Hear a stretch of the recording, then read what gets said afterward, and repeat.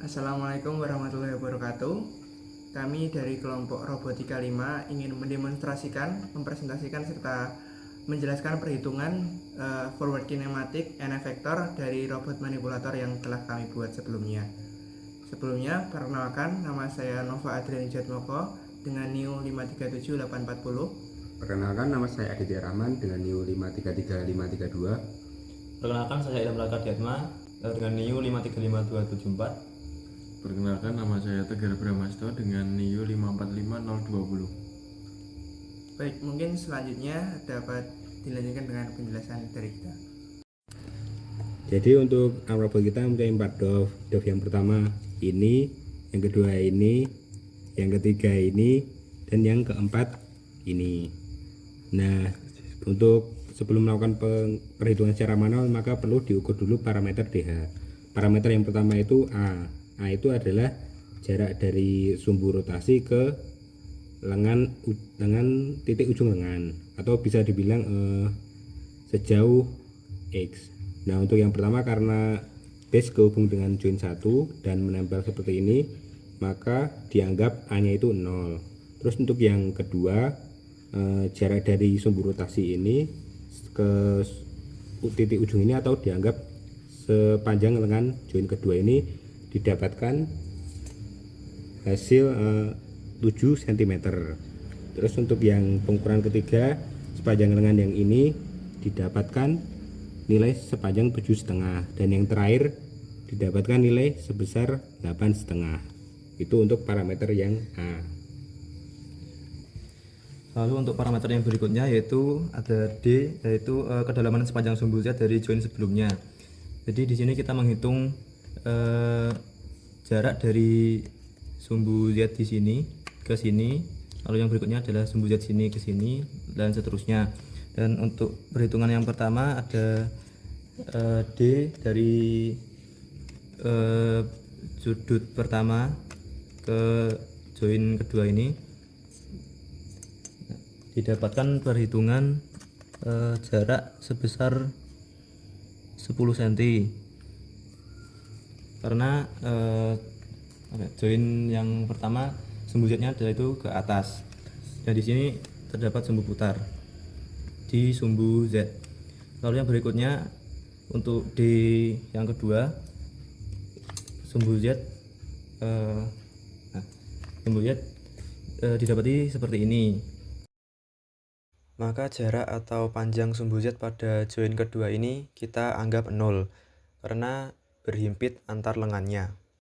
Dan berlaku pula untuk join-join yang selanjutnya, yaitu untuk perhitungan parameter D.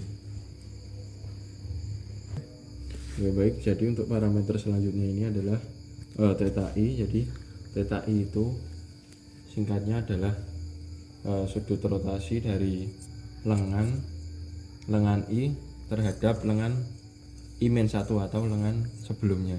Jadi misal pada di sini DOF pertama ini dia kan terhadap sumbu Z ya, lengannya itu, lengan rotasi yang dimaksud tadi itu terhadap sumbu Z, maka seperti ini. Nah, gini.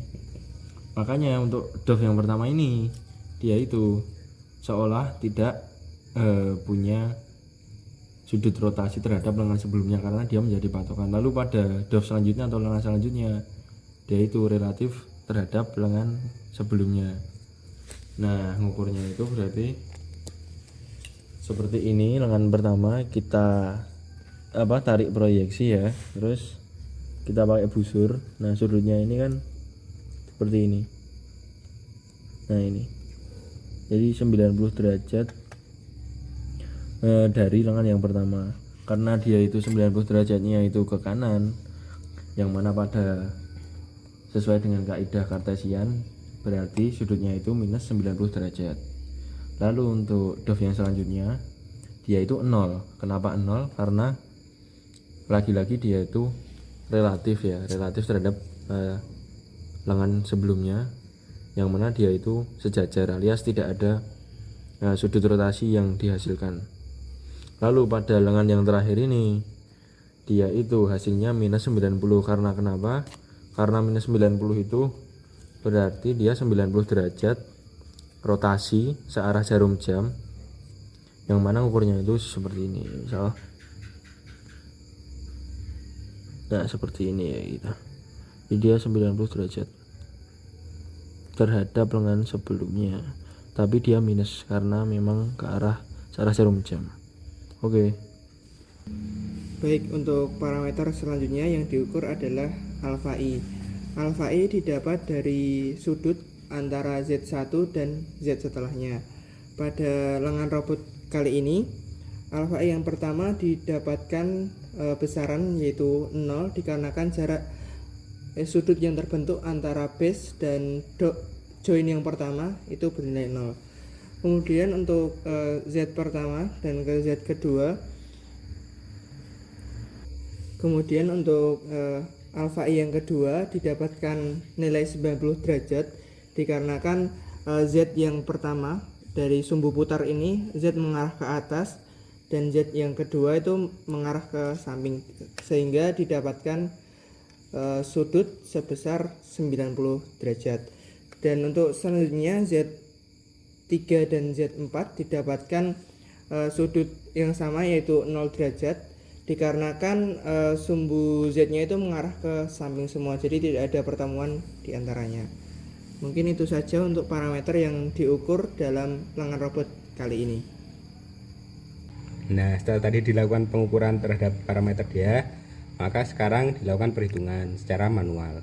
Nah, untuk rumus matriks yang dipakai, nah seperti ini, atau bisa dalam variabel AI.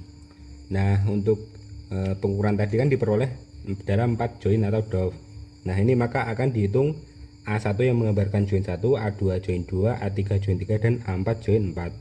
Untuk yang A1 tadi atau join 1 diperoleh theta 1 0 derajat, terus alfa 1-nya 0, D1-nya 10, dan A1-nya tadi 0.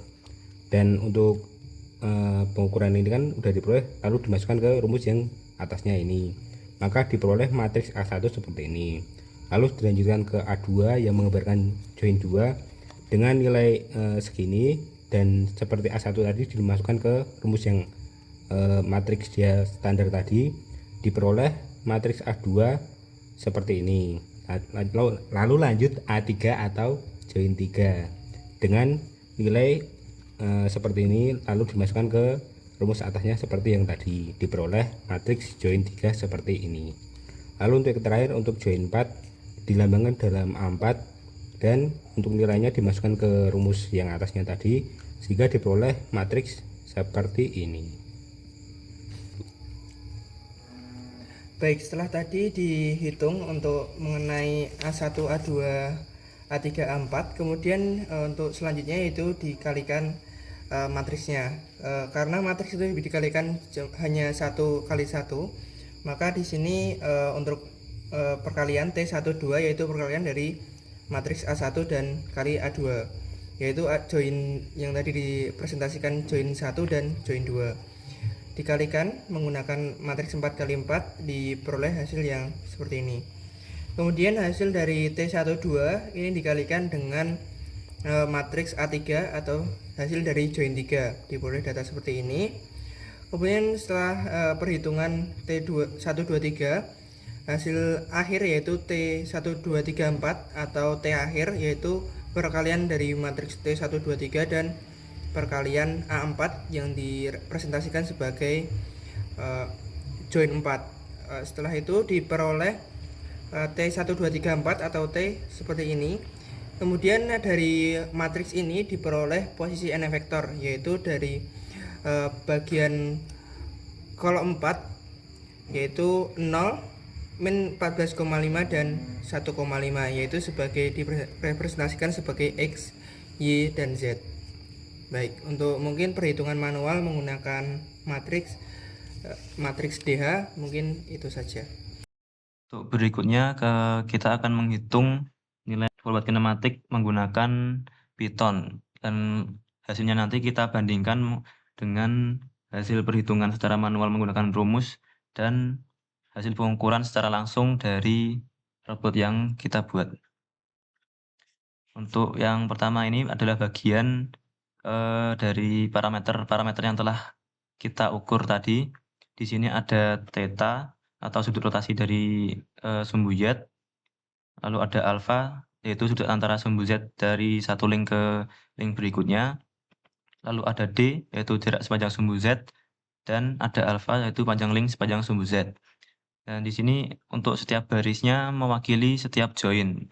Untuk baris pertama itu merupakan data atau parameter dari join pertama. Untuk baris kedua merupakan data dari join kedua dan seterusnya sampai join keempat.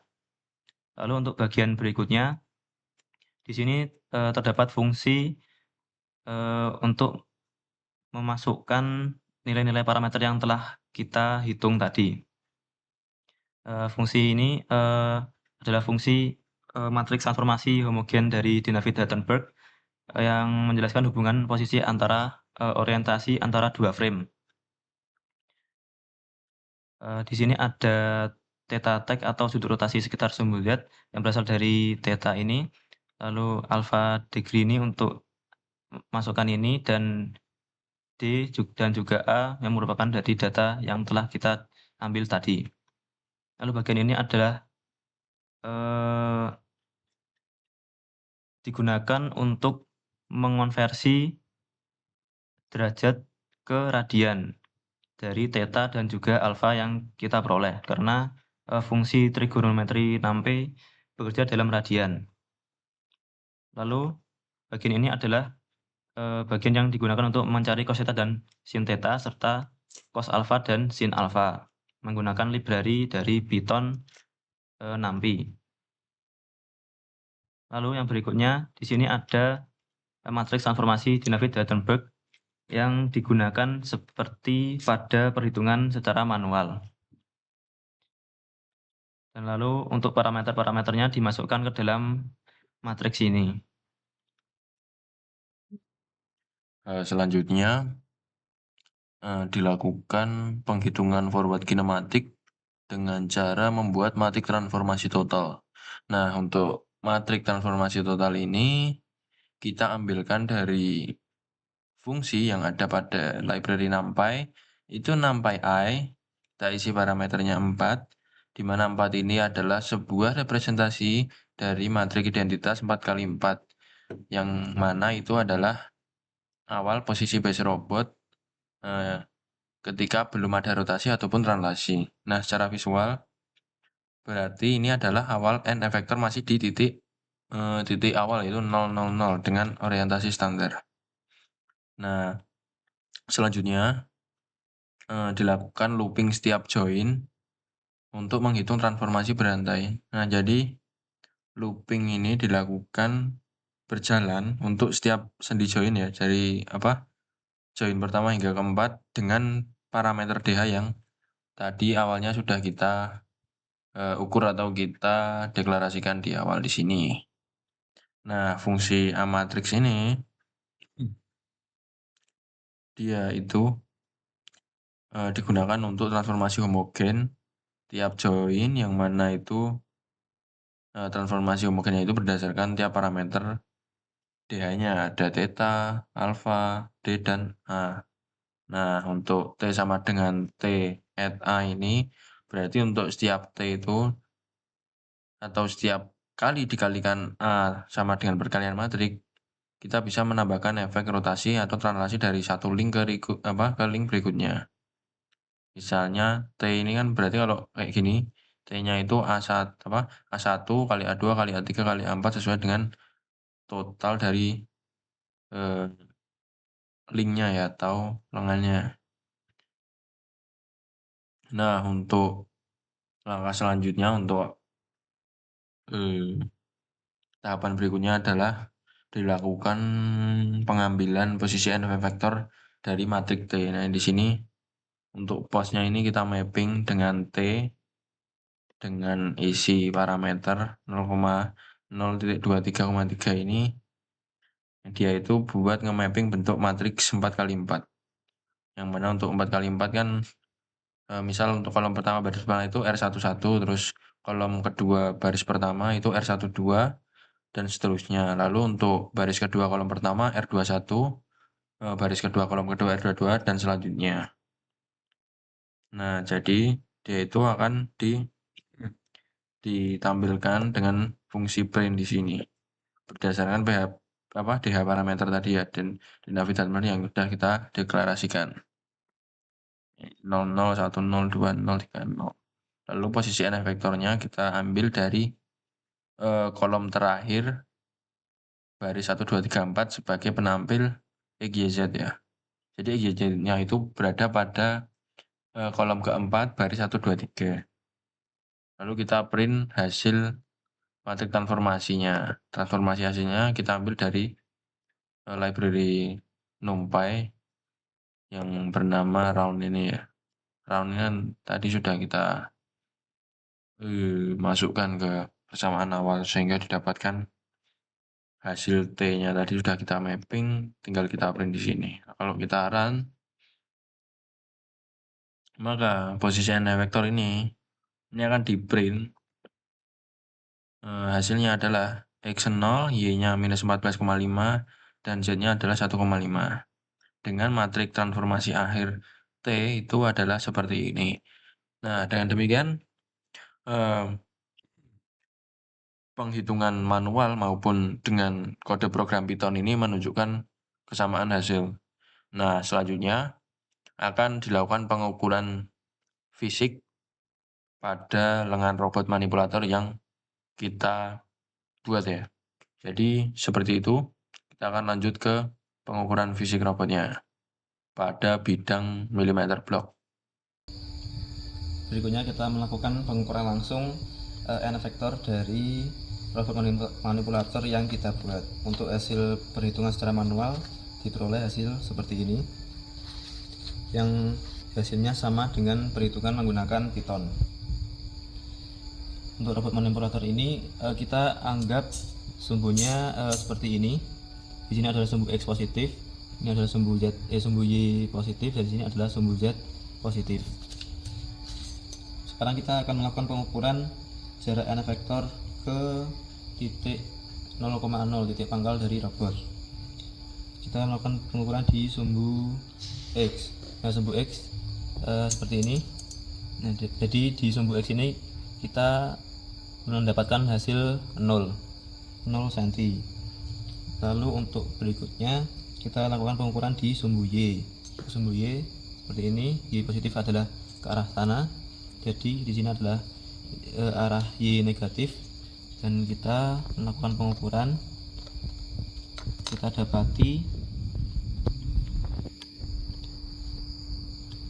dapati hasil jarak NF vektor ke base atau pangkal sebesar kurang lebih 14,5 cm. Lalu berikutnya adalah jarak NF vektor di sumbu Z. Kita lakukan pengukuran seperti ini.